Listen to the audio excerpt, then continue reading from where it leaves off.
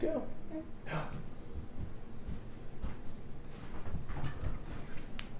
What's up, everybody? Good morning. Welcome to a Sunday edition of Morning Scone presented by Boudreaux's Bloody Mary Mix, Margarita Mix. A great day today if you're going to be celebrating life. Maybe by the pool, pour you some of the Margarita Mix. Maybe you're going to a little Sunday brunch. Make sure you bring the Bloody Mary Mix along or break it out of the cabinet. The great thing about the Bloody Mary Mix, I've told you before, you don't have to go empty out your entire pantry and make a Bloody Mary. Like, this is all you need. You just pour that over some ice, get you your vodka, stir, you're set. So check out Boudreaux's. Great retailers all over the Baton Rouge area that you can get it. Make sure you got my product placement properly aligned. All right, let's say some good mornings here. Christopher Merrill, good morning. Nick Torina, good morning, dude. Yancey Benoit, good morning to you, sir. Stephen Miller, good morning. Pete Giardino. Like seeing a lot of my regulars here, man. Y'all are like nice. I like spending my mornings with y'all. Whoops, Daddy messed up there. Well, funny thing is, I don't know what's that. It's like programmed down my brain. So I call myself Daddy, obviously, because it's Drew. But Drew is up, so you will see Drew here shortly. Danny, Mark, Brennan, good morning. Nick Torina brought some on the Torina vacation. Next time, take a picture of it and share it on Facebook and tag Boudreaux's. Thank you, bro. Are y'all on vacation now, Nick, or are y'all back? Let's see, Joe, good morning. Good to see y'all. Scott, Chris, Mindy. My dad's watching. Hey, Dad, don't you have mass this morning? He's a deacon. He's probably in mass, or maybe he already went. Matthew Pittman, sup? All right, y'all. So let's get into it, man. Yesterday was first day of LSU fall. Don't touch that, baby. Just touching the screen. No. He just thinks it's fun. So that's what we're dealing with this morning. Is Drew playing behind the curtains? Okay, bud. So that's what we're dealing with in the AM. Hi. D. All right. Can Daddy start a show now? Drew. Jesus. It's like Greg. Sorry, y'all. He thinks that's hilarious. He just grabs the tripod and like. So are we a little sorry, y'all? So let's see. We had the first practice of fall camp yesterday. Hang on, I need to go back. Hang on, y'all. I'm sorry.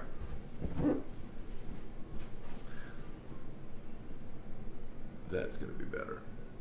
Sorry. Are y'all all dizzy this morning from all this? Sorry. I guess you've all come to expect this from Drew. You just know what's going to happen when Drew walks in here. So yesterday was first day of LSU fall camp. So let's talk. Y'all fire away with questions. I'll tell you. Drew, no, don't touch that, baby. Don't touch that. Please don't touch that, baby. No, don't. See, now he knows I'm laughing at him doing it. So he's going to come in every time and grab the tripod now. All right. First day of fall practice. I've said that 5 times already. Y'all fire away if you have questions or things in particular. Full disclosure, I did not get to go. Awesome event last night. Kelly Richmond Foundation for Ovarian Cancer Awareness. Quick backstory. Kelly Richmond died in 2012. She was 32 of ovarian cancer. And I knew Kelly. She worked amazingly. Here's a girl who was dealing with ovarian cancer, and while she was dealing with ovarian cancer, fighting ovarian cancer, she was working for the ALS Foundation. So she was putting on fundraisers and events and raising money and awareness for ALS and keeping her spirits up while she was battling her own life-threatening illness, which did end up obviously taking her life. Don't do it, buddy. But stop. No, don't. But her dream was to be able to start a foundation, a place where female cancer patients could go and just get clothes for free that would fit them. Because obviously, if you're on chemo, a lot of times you lose a lot of weight and your clothes don't fit. And so that was her dream, and her parents have made that a reality. So they have Kelly's Closet And yesterday they announced Kelly's Closet on Wheels. They bought an RV, gutted it, and filled it with clothes so they can go to all these different places, treatment centers, and provide clothes. And it's a remarkable. They're awesome people, and they've asked me every year to MC their gala. So I did that last night, which is why I was not at LSU practice yesterday. But I did make sure that I got a secondhand account. So for someone who was there, kind of went through detailed position by position, and then of course I've read everything and watched all the videos that I'm sure you did as well. So if you want to talk, we'll certainly do. Ryan Broussard asked which QB looked the best. I think best is probably relative, depending on what you on what criteria you're looking for. Drew, don't touch that baby. He's standing like this, like around a tripod like this. Stop, you goof. See, now I'm laughing at it, so he's going to do it every time. Oh, my God. My child. Anyway. Okay. McMillan ran first, then Brennan, Narcisse, and Burrow ran fourth. The scoop on Burrow looks really good, polished, good footwork in the pocket, like moves well. The thing that was maybe a little surprising, I was told from someone, let's call this person an insider, and it's not someone officially on staff, but so it's not Panamsky, if that's what you're thinking. Not. But hi, no, stop, baby, don't touch that. Drew, stop, no, don't touch that. Okay, stop.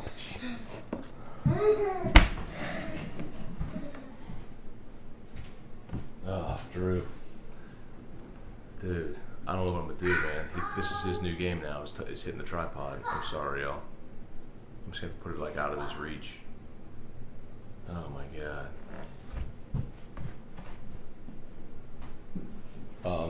The thing that surprised me about Burrow said that he doesn't have a great arm. Like, he doesn't have the big arm. That surprised me, man, because he's a big, strong looking kid. Now, accuracy, touch, all that stuff, great. But if there was the one knot, Drew, please don't touch that baby. It's Drew. No, don't touch that baby. Stop touching that. Okay, it's okay. No, Drew, no. Don't touch. No, don't touch. Don't touch.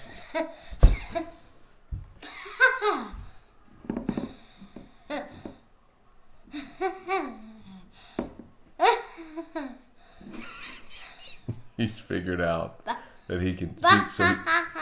He's looking at the screen. I'm looking at the back of the phone. So he realized he can change. Now he can change the view by moving the tripod.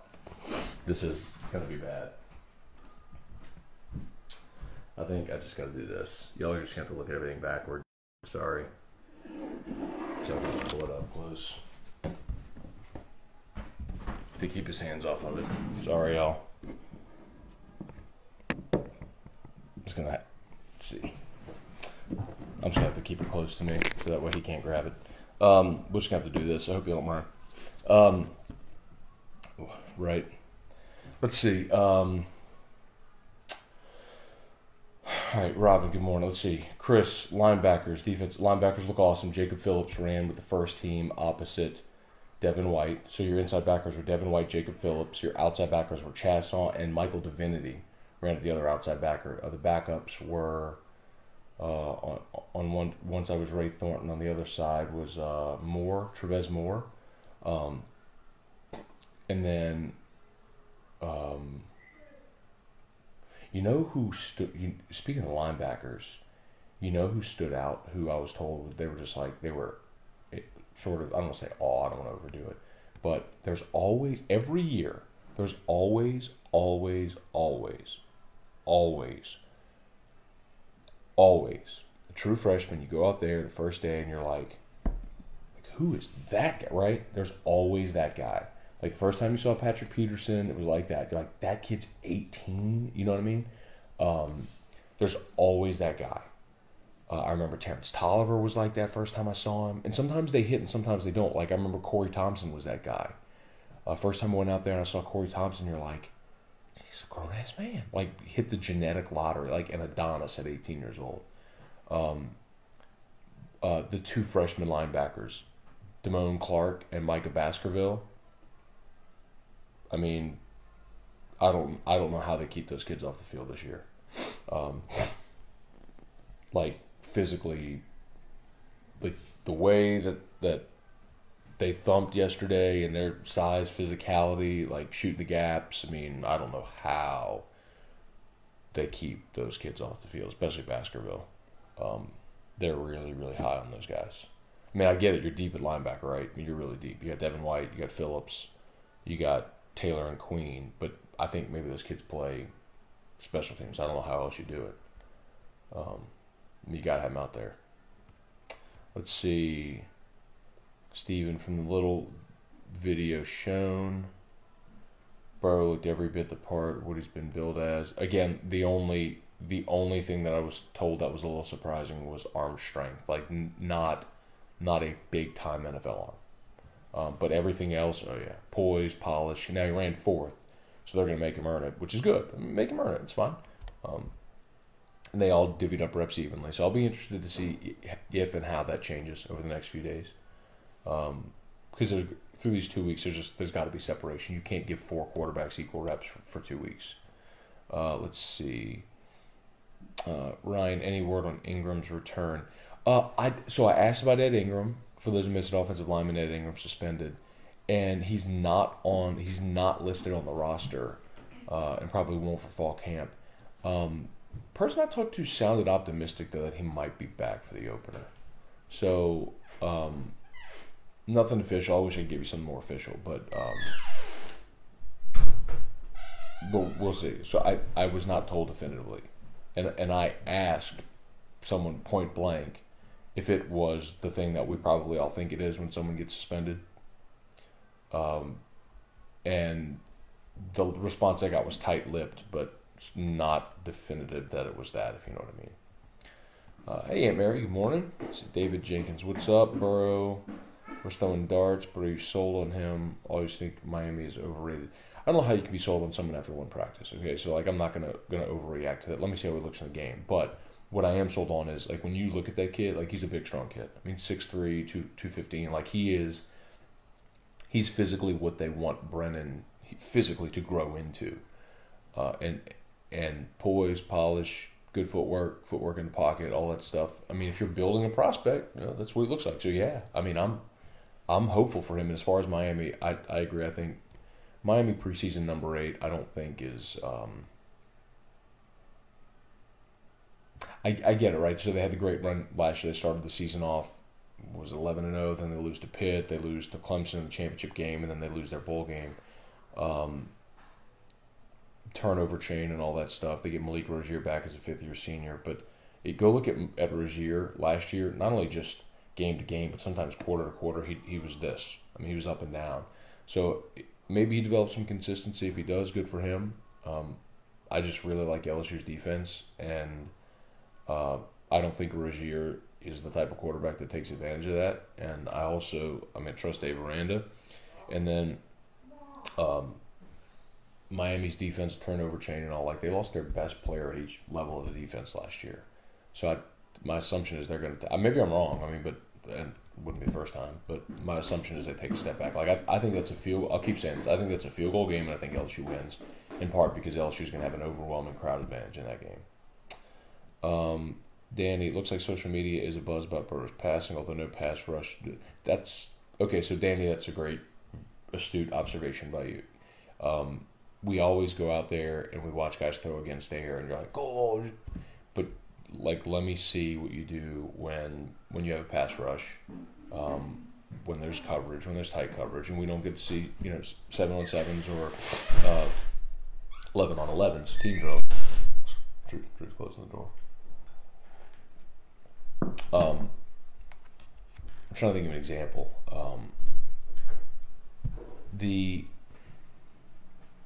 What's a good example of that is Brandon Harris. If you would go out to practice, what I want to do just for fun is go dig up my old practice reports from like when Harris was a freshman, or even second year, whatever. Hey, bud. because I guarantee it's a lot of that. Because I can remember standing there watching those guys. Because when they would throw, and there's some videos of this yesterday. Excuse me. So, there's some videos of like Brennan and Burrow side by side, each throwing runs. Like Brennan would throw like an out, and Burrow would throw the deep. If you saw the deep ball that Burrow completed, Brennan's right side by side. And so sometimes when you have those guys lined up side by side, that's the best indicator to how to compare them, because like you can watch their release at the same time, their motion, the spin on the ball, the accuracy, the velocity, all that stuff. You can see it side by side. And one of the most impressive guys I ever saw was Jarrett Lee. I mean, his quick release, arm strength. Jarrett Lee was awesome at that. When he played as a freshman, he threw, 7 pick sixes, 16 interceptions. So it matters. It does matter. But I think the important thing to keep in mind, though, is Burrow has been in college for 3 years. He's going into his 4th year in college. So, while he hasn't played, he's been around a while. Let's see. Bob Landry, good morning. Barrett Ball, any word on Jacoby Stevens? Played safety yesterday. But when you look at LSU's safety room right now, it looks like LSU's safety room right now looks like their cornerback room did a couple of years ago, when like Savion Smith and Greedy Williams were your 7th and 8th cornerbacks. You know what I mean? Where you had Trey White and Dante Jackson and Kevin Tolliver and Dwayne Thomas. Like, you go down the list and you're like, oh my God. Christian Fulton. It was insane the number of corners they had. Like pros standing on the sidelines. That's kind of what it feels like right now on at safety, because so the first 2 are Battle and Delpit. Then you got Todd Harris and Eric Monroe. Ed Paris played safety, but when they went to nickel, he played some nickel. I hate to say disappointing, it's not probably the most fair way to say it, but the grad transfer, Terrence Alexander, probably 5'10". I was told like he's a body. When they were just in desperate need of corners when they didn't sign one. So they had a chance to get a guy who's a veteran guy, but I don't know that he's any more than a body. Maybe he'll surprise us, but we'll see. Let's see. Chris, say it again. What was quarterback rotation? McMillan, Brennan, Narcisse, Burrow. That's the way they went. I'm trying to move fast here. So Chris is asking, was Brennan first? No, like McMillan's first. And something I was told yesterday is like they're pushing McMillan as the guy right now to challenge for the starting job. Again, to pushing McMillan against Burrow, not Brennan against Burrow. Internally, that's maybe the thought, which is maybe surprising, or maybe they're just trying to get the kid not to transfer. Let's see. Steven says the few snippets I saw of Narcisse was firing it good. Dude, Lowell's got the best arm of all of them. That's not even close. Lowell's problem is, and don't tell anybody this, but I find ways sometimes to see the scrimmages, not in person, but after the fact, and Lowell's problem is his accuracy. He's got the best arm on the team, but he's liable to throw it in the 3rd row. That's the problem. If he ever harnesses that. All right, let's see. Kenny Bergeron on Trey Warren. Good morning, Ben Clark. Wes Shin. Foster was a great pick for 18. Talked about that a little yesterday. The only other possibility might have been Rashard Lawrence.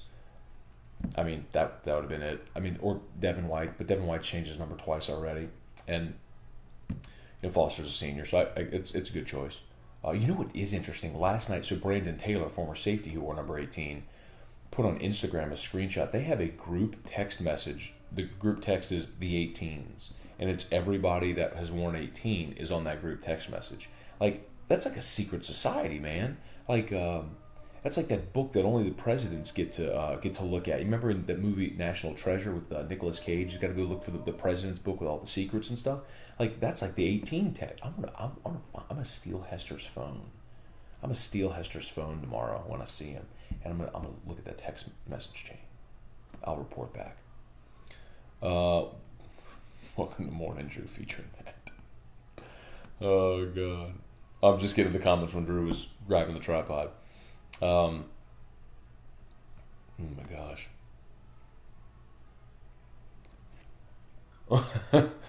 I'm just reading through y'all's comments now about when Drew was grabbing the tripod. I'm gonna try to move. I'm about to try to move a little faster. Bo, sorry I missed it. Who was the quarterback without the strong arm? I don't want to say without the strong arm, but the observation I was told about Burrow is like great size, footwork, accuracy, polish, all that stuff. So just like the surprising thing is he didn't have the big arm for whatever it's like it's like average good arm is how it was described to me. Blake Middleton, did the media see any full team scrimmage? No, and we won't. They'll let us watch team drills and that's it. Individual drills. So like when players are with their position coaches, that's what we get to watch. Bo Wilson, good morning. Curry looked like a grown man in pads too. The one thing I was told about Curry, thick. The question is, can he move side to side? Can he shift? Can he change direction? So we'll see. Or is he just north and south runner? But I mean, we won't know that till they get into pads. Johnny, they said the same thing about Drew Brees. Yeah, hey, look, Johnny. Well, first of all, let's not compare Joe Burrow to Drew Brees, okay, please. But no doubt, the thing about Drew Brees, and at one point in his career, Drew Brees did have a great arm. He doesn't anymore because he's 40. But the thing about Drew is he's just like his greatest strength is that he's deadly accurate. I mean he's the most accurate quarterback in the history of the NFL. So, I mean, if you have that to compensate, cool. And again, like it's not a. I'm just sharing with you observations that were shared with me about the quarterbacks. But I'll go out there this afternoon and I'll give you a first-hand account. John Sanders, good morning. Thank you for the good morning. Media will be allowed similarly to what they were whole preseason camp. Yeah, so we get to go in for, and the thing is, man, with less, they would let us in when they would let us in for like 2 periods. So you literally got like 10 minutes, like 2 5-minute periods. Like by the time when you walk in the practice facility in the far corner at the outside outdoor facility, by the time you walk across 2 football fields to get to the first damn session is basically over. So it was a sprint just to get videos and jot down notes, whatever you could in the 10 minutes you got to see. But Ed's letting the media stay for all of individuals, which is usually 25 or 30 minutes. So we should get to see more. But we're not going to get to see team periods, though, which I don't know many that do. Except in the NFL where it's mandated. Sam, Brennan looks 40 pounds lighter than Burrow. Probably is. O said Brennan was 190. I haven't looked at a roster for heights and weights, but truthfully, I wouldn't believe that anyway. I mean, I've gone out there enough times and read the heights and weights. And it's some things are fudged, let's say. Tamara Palmer, good morning. Troy Fuselier, good morning. Tom Grennan, Delpit. Yeah, Delpit's 100% go. Delpit broke his collarbone for those that missed it in the spring game, safety, but he's 100% go. Let's see. Nick Diaz. Coach O's gushing about Chris Curry, has him put on the pads. He's going to pass up Brissett. I think that's a safe bet. I think Clyde's your one, and I think Curry. That's probably a safe bet. What they're hoping happens anyway. Clyde be your shifty guy. Curry be your thumper. And it kind of makes a little sense. If he's going for the Reggie Bush, Lendale White combo. Now, neither of those guys is Reggie Bush or Lendale White. That's like caffeine-free diet Reggie Bush and Lendale White. But if that's what you're going for within the offense, that makes sense.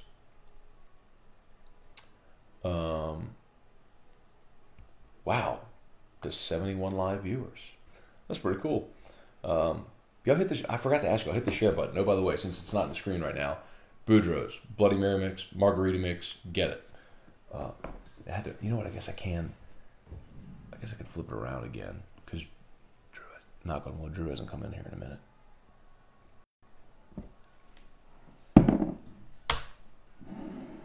Hang on.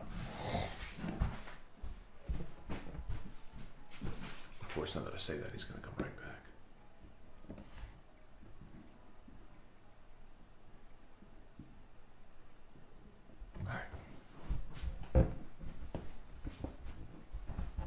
All right, let's see if we can do this.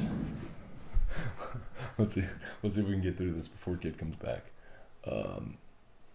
Oops.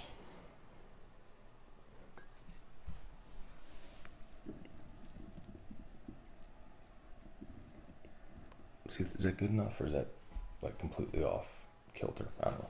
All right, let's get some more of these. Kevin Harrell, good morning, or Harrell. Brandon Lejeune, running back by committee. You really see any of these guys separating themselves? I think the guy that they think or hope or want to become, or that they're raving about, is Clyde. You know, and it makes sense. Oh, dang, y'all, I'm sorry. God dog it. Sorry, y'all. Should have just left well enough alone.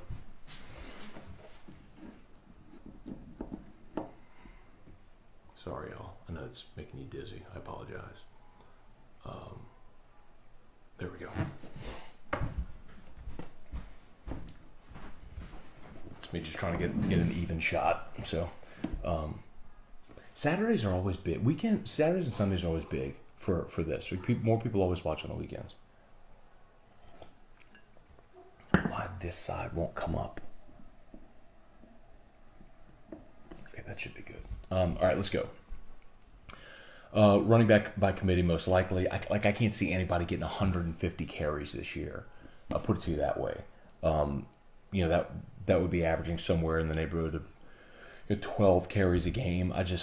The guy most likely to be that, I think, is Clyde, but I don't think that you get there. I could see Clyde in the 120 range. And then maybe Curry in the 70, 80 carry range. And then behind that, Provins, Brissett in the 40, 50 carry range. So committee for sure. It's just hard to imagine somebody being the 18 to 22 carry game guy. Any of these. Hey, chest hair, what's up, man? Old Jimmy H is watching. Christopher Davis, good morning. All right, John, why would Coach O make that kind of comment about Brissett? Because he's not good with the media. I think we talked about it yesterday, or maybe with Terry on Friday. That's the thing about that's just a weakness. He's not great. He's not great public. I think O is great in a small setting. Boosters, shaking hands, recruiting. I think he's very good. And look who's back. But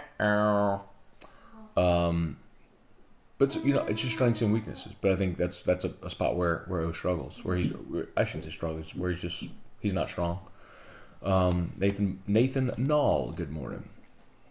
18, man, I'm so behind on the comments but I'm grateful. I'm grateful y'all are firing away. Just do me a favor, just be patient with me so I can get to them. Who's the bulldog and the white pug? There's no bulldog. Those are my boxers. So on the left is Valley, and that's Maggie. It's just a black and white picture of her face, but they're both in doggy heaven now. So said goodbye to all of our pups. And Erica's dog Turkey. We had to put Turkey down about a month ago or so, 6 weeks ago. She was 17. Lived a great life. Let's see. Casey Spencer, good morning. Johnny Marchisi. Garland, good morning. Thank you. Kenny Carr, good morning. Hey, Kenny Carr. Is it the Kenny Carr that owns KC's? Great spot if y'all haven't been there. Great service, too. Troy Fuselier, Kerry Hughes. No chance of Narcisse playing the 2 quarterback system. The one thing they might do, Kerry, is they've talked about doing is some Wildcat stuff with Narcisse. I'll tell you what, I know this sounds stupid and the kid wants to play quarterback. I'd have no problem making Lowell Narcisse a running back. I mean, he's 6'2", 225, 230. His legs are that big. His thighs are that big. I'd put that kid at running back. You need a big, strong, athletic kid to play running back? You got one. It's the same, I tell you, at Alabama with Hurts. Hurts is a running back. Hurts is an NFL running back. He should be anyway. Oh, thanks, Scott. I appreciate that. Share it to LSU Nation Facebook group. Appreciate that, man. It's awesome. Yeah, man. Tell people to join the party. Aaron Gazzardo, good morning. John Quave?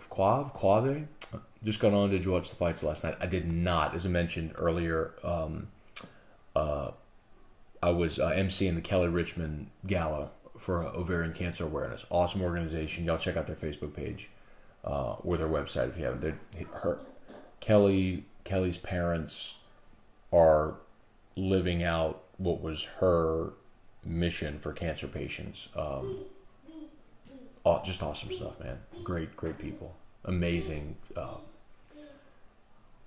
inspiring display of love for your child. And anyway, just I love being a part. And I'll tell you the other thing real quick before we get back to comments. I got to give a major kudos to Paul Maneri, because Paul and Karen Maneri come to this event every year, and Paul knew Kelly Richmond as well when Kelly was working for the ALS Association,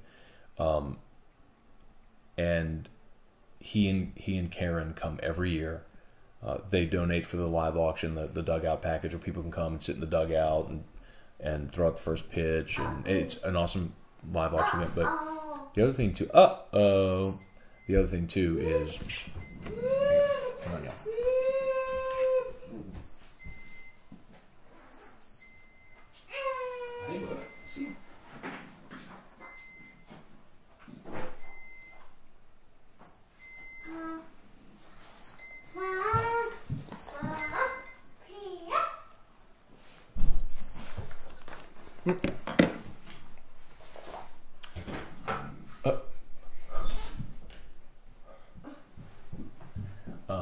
The other thing is, they with the Maneris, like there's so many times you get invited to different charity events or whatever, and I get asked you, just to MC, and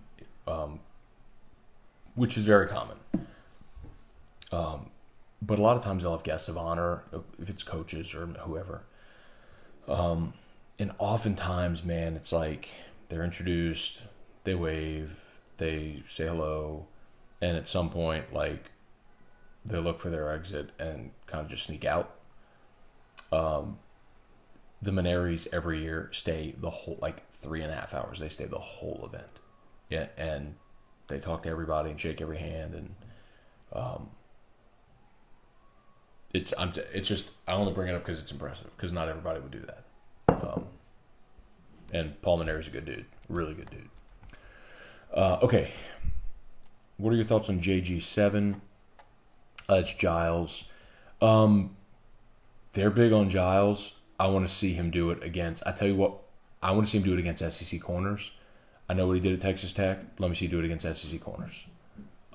Not in that offense, that Texas Tech offense, because it's one thing when you get in a free release and you got maneuverability. Let me see you get off a jam.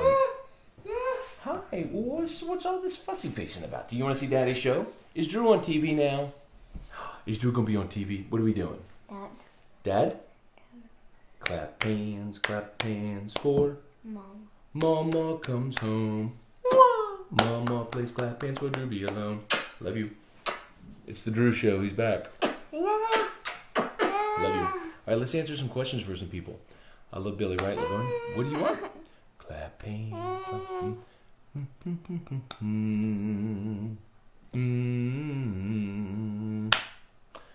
Alvino, what's the reason for Brendan not being able to gain weight? I don't know, dog. There's a lot of people that can't gain weight. I don't have that problem. My guess he will, and he has gained weight, by the way. I mean, he was, I think it was 170, 175 his senior year, so he's putting on some weight, 180 maybe. Let's see, Brandon nail on the head with though in the media. Yeah, man, it's okay. Like, I think Ogeron is great in small settings. Like, if you put him in a room of boosters, I'll tell you that's where Les struggled. Les hated glad handing, boosters, those types of events, and in part, it's one of the reasons why when he needed supporters, they weren't all there.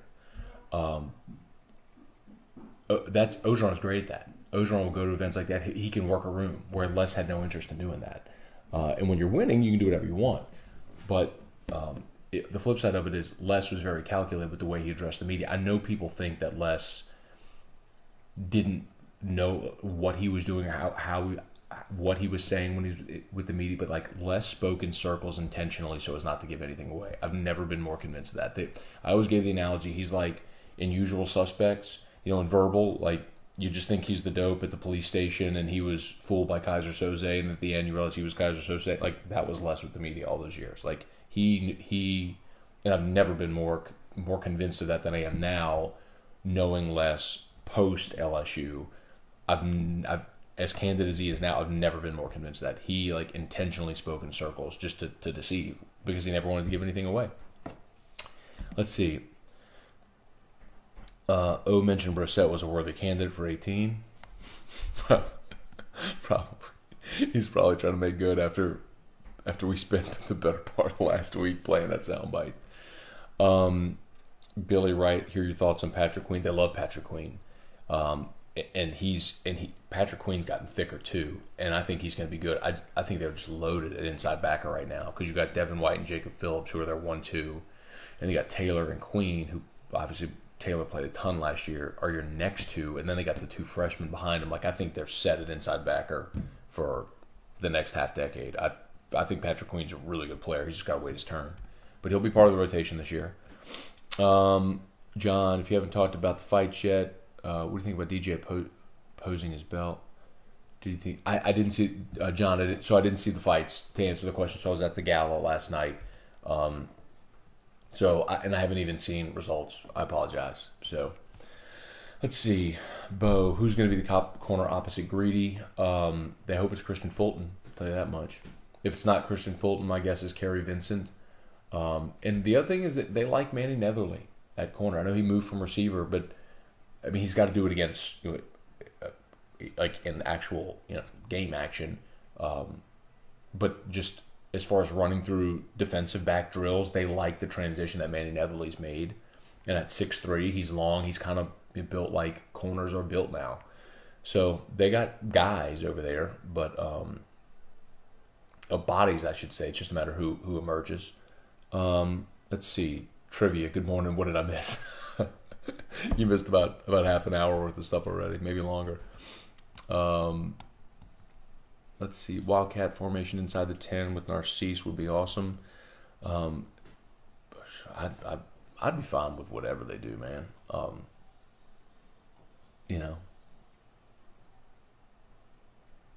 I'd be fine if Narcisse was the quarterback and they just went to Auburn's offense. This can't be any worse. Can we evolve quarterbacks or not? We'll see. Jimbo beats us this year. Kevin, I think so. I think A&M beats LSU the last playing date in College Station. I think A&M's the team that week 1 to week 12 improves the most in the league. I think by that point, LSU's obviously not going to be playing for the West. You got to go on the road, and I think A&M is sick and tired of losing to LSU every year, and they got that game circled. I just think it's a tough spot. If they were playing week 1 or week 2, if LSU switched the A&M and the Auburn games, like if you had A&M week 3, I think LSU wins for sure. Week 12, I think it's different. Shared our LSU Sports Sound Off group. Cool. Awesome. Thanks, man. Appreciate y'all for joining. Travis McGraw booked our room for Biloxi for the first game. Nice. At the sports book. I guess they opened the sports book at the Bow. I guess a little announcement. I can make this announcement for you too. T-Bob and I will be doing the Eagle 98.1 Game Day pregame show this year. For years that's been Hannah-Griff, but Hannah-Griff would have a day that would start at 2 p.m. and end at 2 a.m. And so they were trying to not kill him. And they've also added, we've altered the schedule for game day, but basically what you need to know is, so it was going to be Jordy and T-Bob, but Jordy's weekends got really full, and they were just looking to sort of divvy up some duties a little differently. So T-Bob and I will be on 5 hours prior to kickoff for a 3-hour pregame, and then a 2-hour scoreboard on ESPN leading up to kickoff. So basically, from 5 hours prior to kickoff until kickoff, T-Bob and I will be on air. and then Jordy and I will still do whiskey and wine. So y'all tune in. How did Tyler Shelvin look? I didn't see him. Again, for those just joining, I did not get to go to practice yesterday because I was at the charity event. But I spoke to enough people to get a good idea of what went down yesterday. So, Trey Dykes moving home, huh? Good for you, dude. Holler at me when you get here, dude. We'll have a beer one day. Carl Dunn, what's up, Carl the Cat? Scone always speaks highly of Patrick Queen. Definitely get meaningful reps. Let's see. I'm trying to go quickly so I can get to some of y'all who have been waiting. Kenny Carr, who do you think will be the breakout player on defense? I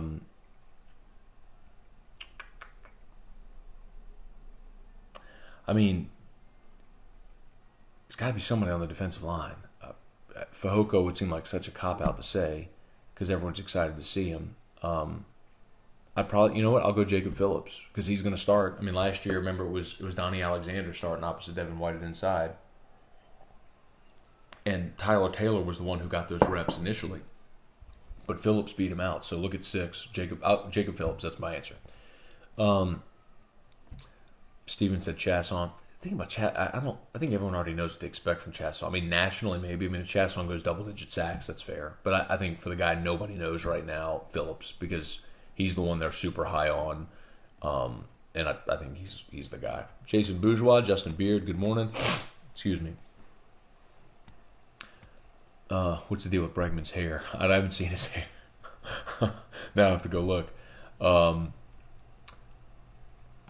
Trent Vadrine, how big of a loss is Ingram? Is there any chance we see him this year? It's huge because he and Sadiq are your best offensive linemen. And he started 12 games at that spot last year. And what it does, incidentally, also is it affects 3 spots because Ingram was going to be your right guard. Brumfield was going to kick to center, and Damian Lewis was going to play left guard. Now Lewis is kicking a right guard. Brumfield stays at left, and Cushenberry plays center. So it's not to say Lewis isn't – I mean, they're super high on Lewis, but it affects 3 positions. To your question, do we see him? I think so. Talking yesterday, like they were very tight-lipped about it yesterday, but I got the sense that there might be a chance he's back for week 1. I don't know, so please don't go like say Scone said Ingram's going to be back. But I asked the question, was it the thing that everyone always thinks it is when someone's suspended? And I did not get that answer definitively. So anyway, Clint, gun to your head, do we beat Miami? Yes, I've answered that question a million times too. But yes, I think LSU will beat Miami. For a lot of so again, Cliff's notes. LSU will absolutely have the crowd advantage. I'm not sold on Malik Rozier. I think LSU's defense is going to be really, really good. And Miami lost its best players on defense from last year. And I think in a field goal game, I'll give LSU the edge for home crowd. Because I think they're going to have 70% of the crowd. Yes, I think LSU beats Miami. But I still think they go 7-5. Kevin Toller, good morning. Stephen Miller, Trendy talked earlier. Is it okay to have a man crush on Joe Burrow? You can do whatever you want, dog. I'm just upset he cut his hair. I'm offended that he cut his hair. Everyone from Mississippi says Brennan folds under pressure way too easily. Oh, come on. Jimbo is so overrated. What has he done since Winston? C. Come on, dog. That guy made Christian Ponder and E.J. Manuel first-round draft picks. Come on, dog. Bruh, I can't get over that. They lost their quarterback the first game of the season last year and then had their whole month of September thrown on its head because of the hurricane. Come on, dog. Like, yeah, I mean, you're going to see. That's fine. The people that poo-poo Jimbo, I wonder if you actually are watching.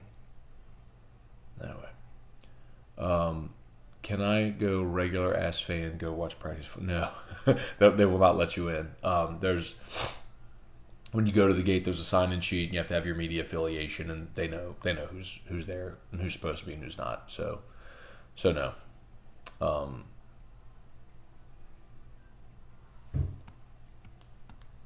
Let's see. Oh, Lil C, what's up, dude? Cannot live stream practice. No. They let us take pictures and video and post. Anything on Dare Rosenthal? Yes, Tom. That's a good question. They love Dare Rosenthal. Like 6'7" defensive linemen. They're super high on his potential. So I think he'll be in the rotation. Yeah, they like him a lot. Yeah. Oh, what? Hey. What's all that about?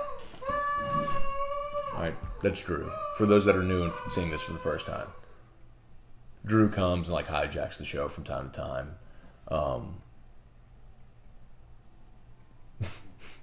And then he goes, and then comes back, and whatever. Let's see if we can get to a few more here before we wrap this up. We had been going long today. Sam, I'm not sold on A&M this year. Again, like I think A&M and LSU both go 7-5, but I think A&M beats LSU the last game of the season, and A&M's going to lose. A&M plays Clemson and Alabama in September. They're going to struggle out the gate. Like A&M is going to be 2-2 in September, but their schedule lightens up, whereas LSU's gets much more difficult in October. So both teams are going to do like this throughout the year, I think.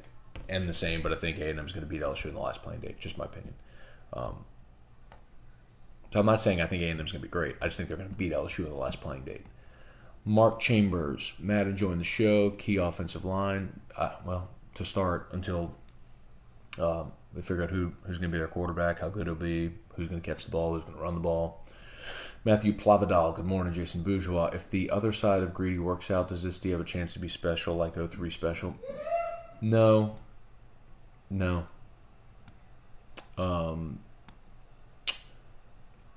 not to be flippant, but understand, Marcus Spears was a first-round pick.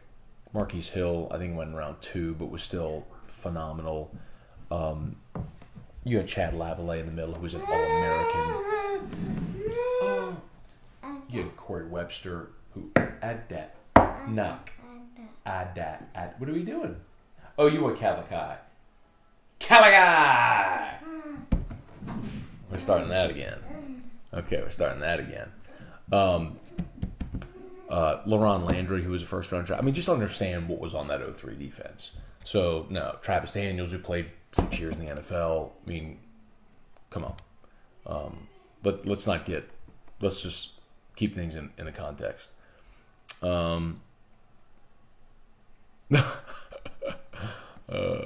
Speaking of field goals, our guy Cole Tracy was perfect. Good.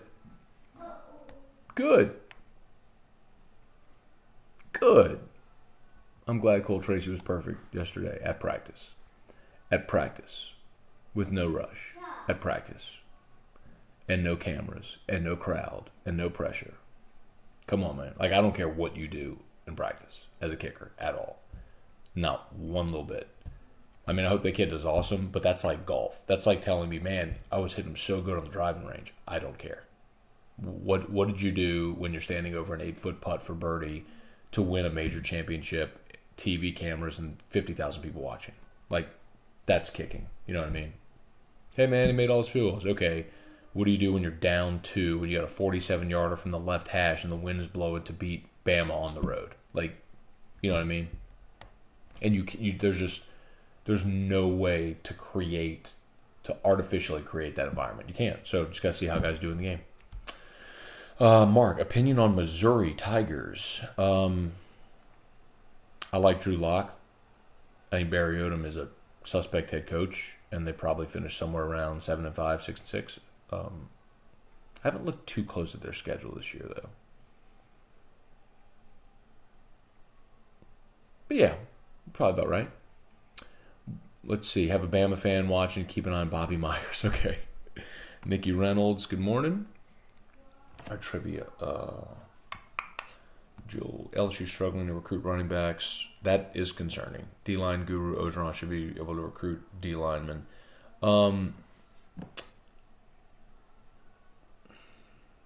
Let's see if they get Ish Sofsher, the kid from Amite. Like, that's if you can't get the number 1 defensive lineman in the country who is in high school 45 minutes from your campus, that's a problem. Flatly, that's a problem. Running back.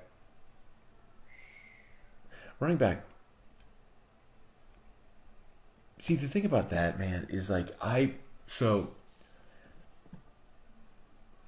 with the conversation I've had, I very firmly believe that LSU would have gotten Cam Akers had Les still been the coach. Because remember, they skipped a class the year before, so to leave a spot open for Akers, so he knew he could come right in, play alongside Darius and Darryl, and then this year it would be his year for 2 years, and then go basically what Leonard did, what Darius did, and Les sort of strategically picked those spots where he wouldn't sign a running back because he knew who was coming behind him, and I think they would have got Cam Akers. I'm pretty confident they would have gotten Cam Akers if Les was still a coach, but of course they missed on Cam, and Etienne had already committed to Clemson, and then there wasn't really a big running back in state last year to sign, so you kind of just keep swinging and missing. Missing out on Emory sucks, dude. That sucks.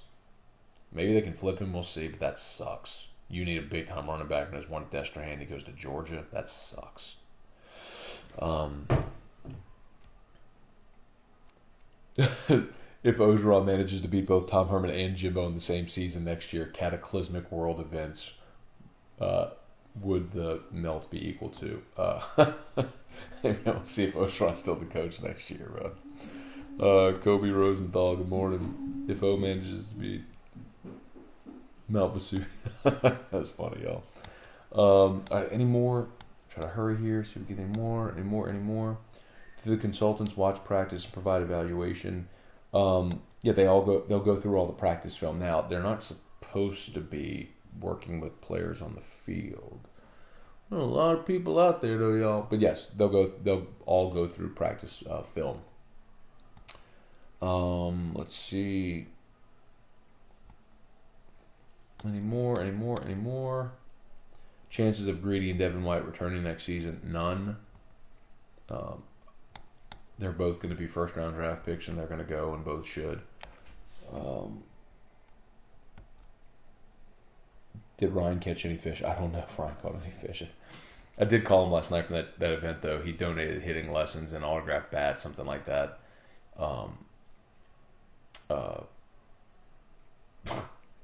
So I called him on stage, put him on speakerphone, and put it up to the microphone. With the success Devo and Quan have had in the NFL, I don't see Devin coming back. Darren, I don't think their success has anything to do with it. I think it's just the fact that he's going to have a 150 tackle season and be a first round draft pick and go make a crap load of money. Did you say you don't see Oba? I didn't say that. I think I was tongue-in-cheek saying we'll see. Because I get asked. Excuse me, I get asked that question all the time. And my answer will be consistent. Because people say, how many games does he need to win to come back? I don't know. Because I don't think it's a number. I think it's how it looks. And I think also if Joe Oliva's still in place. I'll continue to say this for those that haven't heard it. Joe Oliva's contract expires next July. July of 19, his contract's up. The board could have extended his contract when they met last month in June, or 2 months ago in June. They did not. So you basically have a lame duck AD. The question is, they're going to meet again in 3 months. If they don't extend him, does he keep his job? I don't know. It probably depends on how the football season's going at that point. And if Joe's out, then Ed loses his safety net. So if Joe's out and the season goes badly, then I could see them replacing Ed. That's not what I'm advocating they do. I don't think that it's sound to fire a coach after 2 seasons. I mean, unless if you have a no-doubter ready to go. And I don't know who that guy is. You know what I mean? So that's my official stance on Ogeron's future. Okay? But if they go out this year and they win 9 games and maybe beat Alabama or Georgia, there's no point in having a conversation. Bring in less for AD. Nope. Bring Scott Woodward home. That would be awesome. But if you're Scott Woodward, if you're Scott Woodward, the only reason you come here is just because you would love to. It's your dream job to come home to be the AD at your alma mater. That's the only reason that you leave LSU, leave A&M in their endowment for LSU right now. All right, Drew's back. We've been doing this a long time, so let's wrap this up. Remember, Boudreaux's, for those watching, Bloody Mary mix, margarita mix. Hi, come see Daddy. let's tell the people about Boudreaux's. Boudreaux's is a great local company. You can find their stuff at Alexander's, Calvin's in Bocage, Calandro's, Mid-City Wine and Craft, and oh, look at this.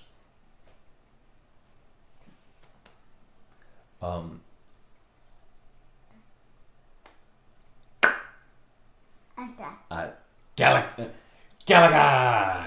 And then Canada's in Homa also has it. So, okay, go run away. Anyway, BoudreauxMix.com, BoudreauxMix.com, BoudreauxMix.com. You gotta check out all their social media. And remember, as it says here on the label, it remedies cold winter days, leftover enchiladas, housework, and boring parties. Warning, this is on the warning label. Warning, this product will make you temporarily popular, funny, and good looking. So, amazing, amazing product there. So make sure you get a hold of it. And as far as the Bloody Mary mix, this remedies hangovers, boring Sunday brunch, and holidays with the family and frisbee golf. So make sure you check out Boudreaux's, both the Bloody Mary mix and the Margarita mix. Awesome people. Thank y'all for watching. Hit the share button if you haven't done so already. Appreciate y'all for being here. We'll see you tomorrow for Morning Scone. Tell a friend.